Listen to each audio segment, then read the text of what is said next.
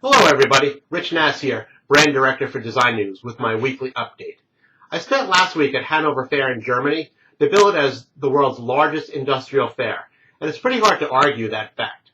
I was told that there were 8,000 exhibitors and over 200,000 attendees. That's a lot of people. The first Hanover Fair was held in 1947, oddly enough, by the British government to show off its manufacturing and engineering expertise coming out of World War II. That's pretty interesting. I always like attending shows in Germany, but they couldn't be more different from the shows in the U.S. For starters, the ones I generally attend, at least, like MedTech Europe, Embedded World, and of course Hanover Fair, are huge. They put Hanover Fair in 26 different buildings, big buildings, and unfortunately that means a lot of walking. If you have a meeting in Building 1 that's followed by a meeting in Building 26, which was a regular occurrence for me, it was a hike. They had buses running, but the buses were usually slower than walking, and they also had these vans that were reserved exclusively for press people, but you still had to walk a long way. Oh, did I mention it was snowing on the second day of the show? Anyway, the booths at the show are unbelievably big. Some of them, like Siemens, Phoenix Contact, and a few others, were the size of football fields, and they're usually 2 stories high. But the part that really got me was the food service.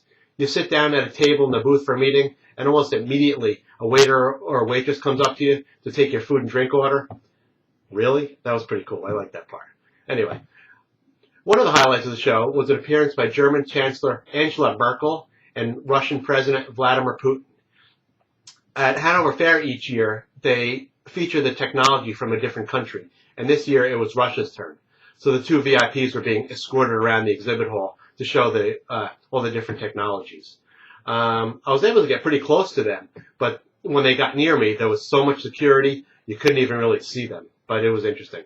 Oh, also interesting, a pair of topless protesters ran up to Putin. I don't know, I'm not sure what they were protesting, but that was very interesting. Yes, they were women protesters.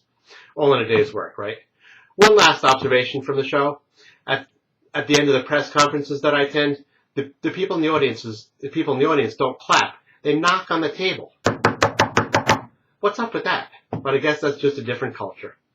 Anyway, I have a bunch of blogs that came out of the show if you want to see some more of the concrete things that happen at the event. And also, I was tweeting regularly, so if you're not following me on Twitter, you should do so.